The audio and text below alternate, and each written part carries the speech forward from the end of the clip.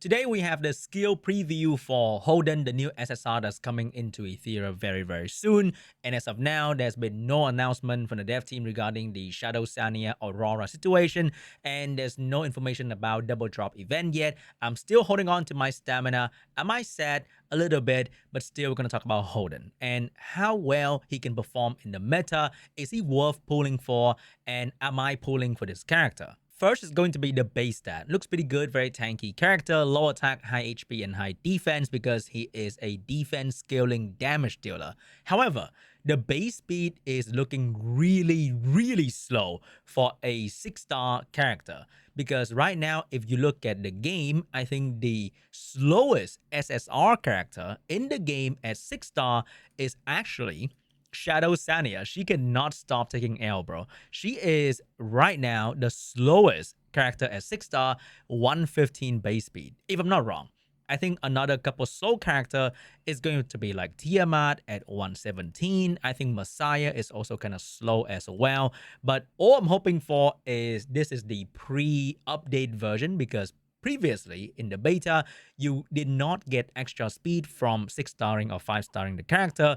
And you can see that in the Holden trailer as well, which was made like many moons ago. So the UI was different, the base speed is different, and this guy hopefully is not this slow. Okay, I know he's like a counter attack character, he's a bruiser, but then there's so many bruisers in the game that are way faster than this guy. Like I think Rahul is even at 117. Come on now. Very similar character, defense scaling, and he's 117. And then we have Veronica, 117 as well. But Veronica has a passive that increases her turn meter. So she's not that slow. This guy is just really slow compared to the general level of speed in the SSR category. However, if he's an R character, okay, compared to an R character in the game.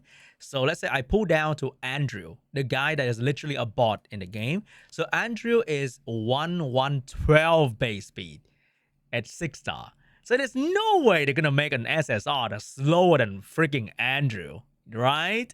Next up, we have the gear build for him that they show as an example. I think this is pretty solid for like a PvP bruiser, turn 2 offense, defense for whatever purpose for PvP. But I think this build is going to be a bit too slow for PvE because his skill can strip. And if you want him to do that, you want him to be the opener in like Termaton or Aurora so that he can strip the immunity of the boss. And the boss is not slow. And your team is probably not slow by then as well if you're farming in Inferno. So I think for the end game PvE build, he's probably going to be on some sort of a Swift, Unbreakable, Colossal Guard, and trying to get plus 120 speed, somewhere around there, so he will move in front of your damage dealer, so you can apply defense break and then start doing damage. But now let's talk about his skill. And I gotta say, this guy is very impressive. So skill 1 is going to be triple attack, and each attack has a 20% chance to inflict defense down, which is really good. Anytime you see defense down on a bruiser character, it's an amazing sign. That guy is going to be pretty strong. And he has a unique passive, the execution mode, at the start of battle for every defense he possesses. Increase self-counter attack by 10% and do more damage as well. So if you look at the build previously, which is going to be a full defense focus build, he was barely cracking, I would say 3k defense, give or take.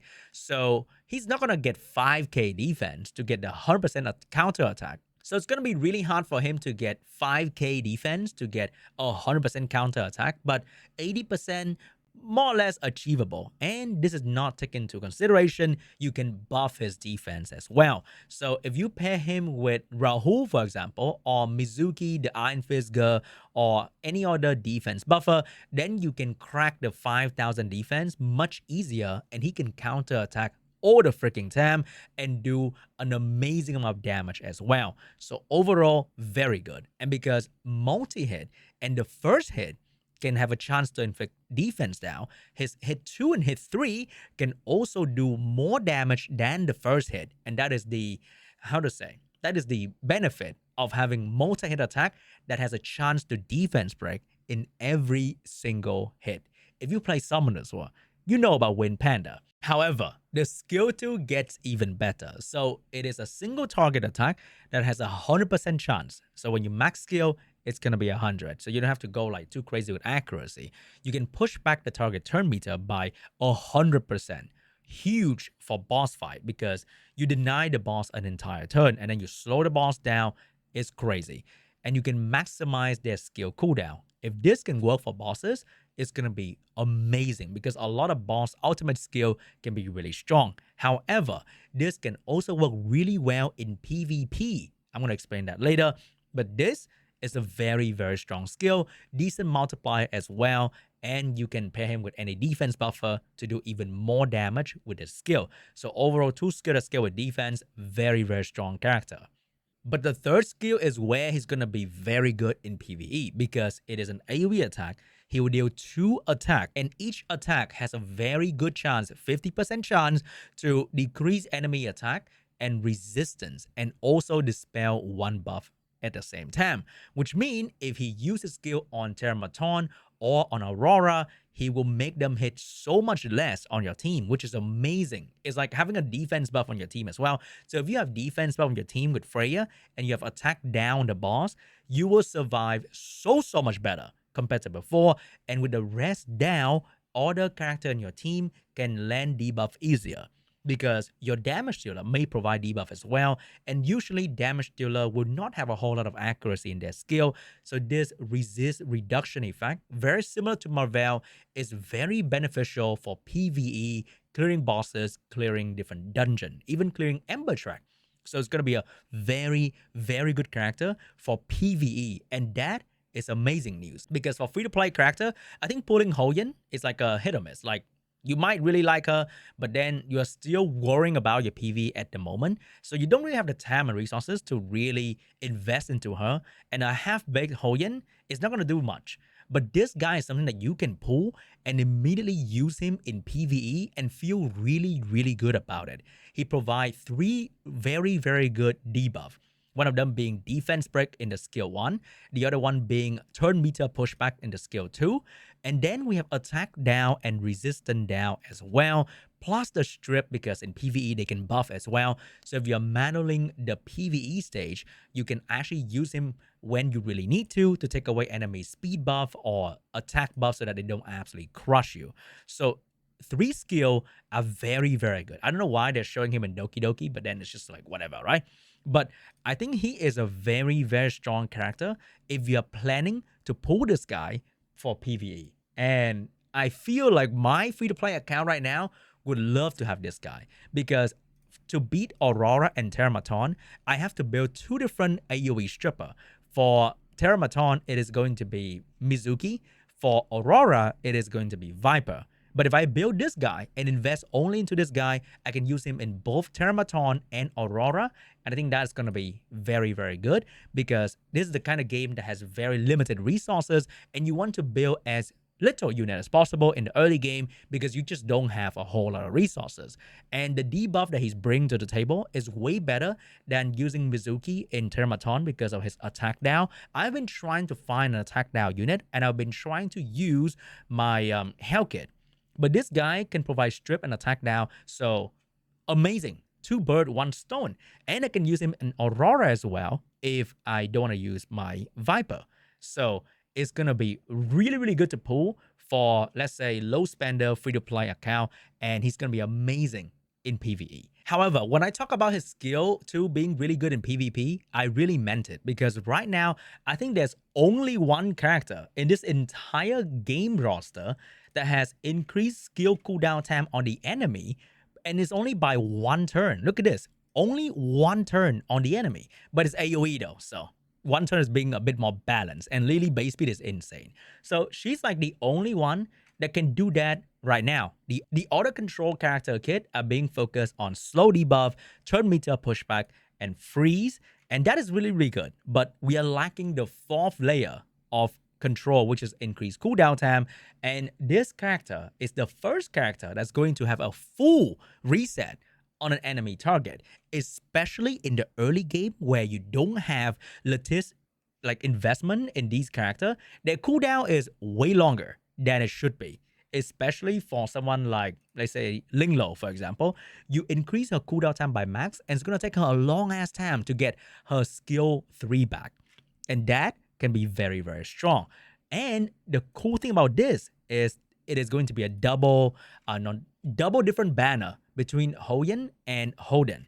And Hoyen's skill 2 has a cooldown. Remember that. It is a cheat death, but it has a cooldown, which means if you reset this skill 2 cooldown or reset Hoyen cooldown in general, you can actually stop her from one-shotting you when you try to kill her. That is potentially, though. We don't know the interaction just yet, but I'm basing it on the experience I have with other turn-based game.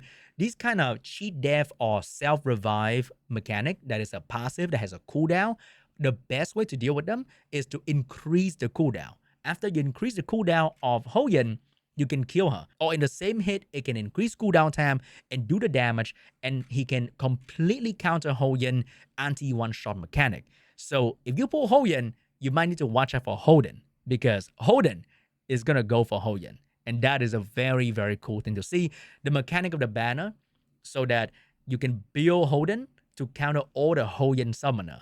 And if you're a whale, you're summoning for Hoyen, you might as well summon for Holden, because you're gonna have a unit to deal with all the Hoyen out there as well. All the hers out there. And that is just the kit and the unit on its own. Let's talk about team building for Holden. So Holden scale with defense, which means defense buff is going to be Holden best friend. And we just happen to have a different element defense buffer. So if you pair Holden with Rahul and maybe Linglo, you have defense buff, immunity, healing over time, and 3 units that are tanky AF. And 2 of them can defense break with skill 1, and 1 of them follow up the other one counter attack. So it's a whole lot of damage going on with Rahul, Holden, and Linglo for like a team combination. If it's a 4-man team, you can pair with like a speed buffer. If it's a 3-man team, it is gonna be absolutely destructive to everything that they fight. It's gonna be insane. They're so good. And for a character like Holden, who is going to be a defense scaling damage dealer bruiser, his biggest weakness in the video game like this is going to be ignore defense type character. Because for a character like this, as you can see, you can build this guy with plus 2000 defense. But then for Tiamat, for example, you can build Tiamat with plus 40k health. It's going to be very hard to one-shot Tiamat with ignore defense character. However, with this guy, you can ignore defense with, like, let's say Messiah, or maybe even Hoyen herself, but you might miss a crit though. But let's say Messiah ignore defense gonna be really, really strong against the high defense kind of character. However, in this game, it is not that simple, because you can build Holden in a way in the future that the damage cannot really kill him. Look at this bloodbath. When total damage taken exceed 20% of max health, the excess damage will be additionally reduced by 55%. So that is one way for them to stop Holden from being one-shotted if they put Holden on defense. And there's also different kind of shell that can help Holden for that as well. So if you look at something like Amber, who can literally stop Holden from dying and put Holden into the ice state, and he can recover health, and he's going to come back to life after being iced. Or there's also Artisan to get fat shield, because the shield scale with defense. Or there's Lighthouse that will trigger when the main body take a lot of damage, and then healing the main body and increasing turn meter. So there are many ways to build a character in this game so that they will not be one-shot by certain character like Chloros or Messiah or Hoyen in the future, and that is a very bright future for Holden. So personally, I do have enough summon to pity for Holden, and I think Holden in the future is going to be a very solid character in both sides of PvP and PvE, and I'm kind of excited for Holden. But you know what is more exciting? Is to hear a fucking announcement for the dev about the whole feedback situation in the game right now, and maybe drop the X2 drop. That's gonna be great. You know, that's like a little bonus for me. But I think they are being a bit slower in communication at the moment, because previously there was so many more issues, but the communication was on point. They were talking to the community 24/7 in the Discord. But now after the game launch, the communication is kind of, I'm not too sure. I hope the people in the XD office is working really, really hard right now, because we really enjoy the game. We want the game to succeed, and it's only been 1 week. We want the game to live for years. Please say something.